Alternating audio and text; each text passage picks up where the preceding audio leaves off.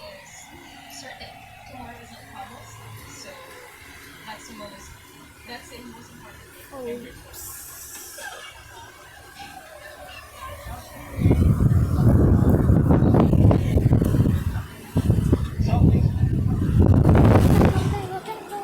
The content, wala akong masabi sa content. Very, very insightful. It shows who you are, your beliefs, and then mga stories nyo. So, I'll give you Hala, wait lang. Nagbablog. Oo, tulong para maahin gutom. That you talked about the pandemic that's so relevant.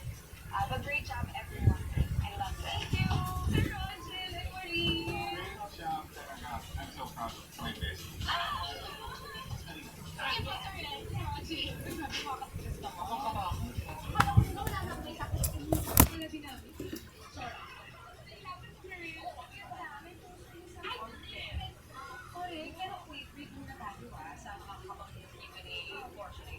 Kasi meron tayo pinipitang Queen of Hindi niya alam diba siya kung ginigit tayo.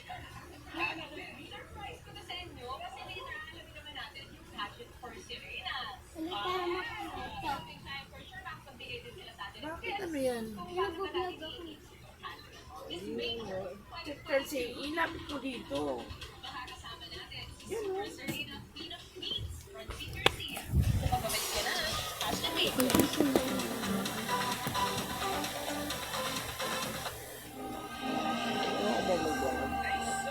Alam ko na.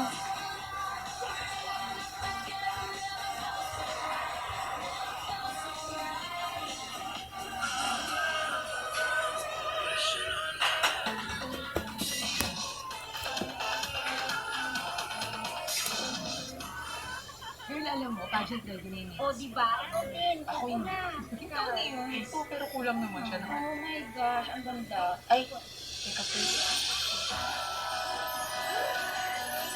Ang tunay na kagandahan ay hindi nakikita sa panglabas na kaanyuan. Bagkos ito'y nakikita sa paglabas ko ng pintuan.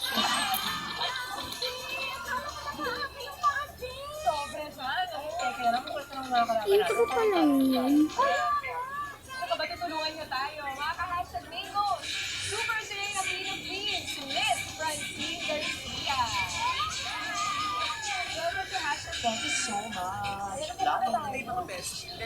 Ayun na nga, kasi kailangan kami ng passion. So, kaya ka namin inimbitahan kasi gusto sana namin makasok ng tips ko. Okay. Parang wala nang nangyayari. Parang gusto mo lang daw kumain. So ano ang mahilig mo? Siguro kayo muna sa kung paano. I started joining beauty pageants noong 2003. 2000.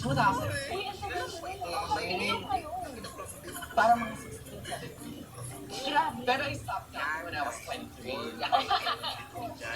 Kayo nag-24 ako. Wala. Ano ba yung tao kasi sinasabi mo ito? Kaya nga, pero alam ko lang, crazy din lang ako nun Okay naman ako. Pag-isabi mo na iba. Ayan. Tapos, ayun, sali. Actually, this is a little trivia. It was my second time to join Super Serena na nung nanalo. Because the first time was in 2007. Ayan, so ang ginamit ko at that time was Iya Villania. Tapos noong 2018, since si Kim Chiu yung putok na putok at that time, feeling ko, Kim Chiu ako. Diba? Pero ano yung mga pinagdaanan mong struggles yung sumasali? Nagkakaroon ng hindi naman, kasi mayabang talaga. Mayabang talaga. Hindi.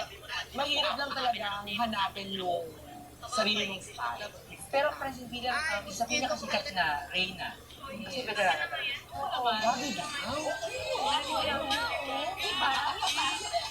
Anong masasabi mo sa na medyo tanggap na ganyang pageant? TV na, meron ng international pageant. Kasi diba dati parang hindi naman tayo dati. Fiesta. Anong masasabi na kayo medyo mas tanggap na? Mas okay na ang mga Well, I'm so happy na at least nare-recognize na din at saka lumalaki na siya ng lumalaki. At least, nabibigyan na ang trans community when it comes to pageant. representation. Ano yung shock sa'yo bilang beauty queen? Oh. Ito na yung Hindi, I'm so happy kasi syempre, di ba, because of Super Serena, after winning Super Serena, it opened the door for me in show business. Paano ka nagpe-prepare? Ay, dati wala. Nga, super contest lang kami ng contest every day. Minsan, naranasan ko, galing ako ng Iriga. Galing ako ng Iriga. On the way home, parang 13 hours bus ride from Iriga to Quezon. Parang 12 hours, 13 hours. On the way, pabalik kami ng Manila dapat. May tumawag, mga 6 p.m. O bumaba kayo ng Quezon kasi may mistake ako. So bumaba na kami ng bus. So instead of direction going to Manila, bumaba na kami ng Quezon. Kasi nag-compare. Oo. Ang bongga, yes. Kasi ang bongga that time yung sa Iliga, if I'm not mistaken, was 50,000. So parang naka-60 ako. Ganyan. Kasi may mga special awards pa.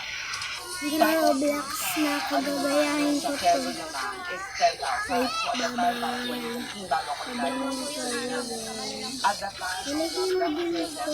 So, Pabalik ang laki nyo ng na. mga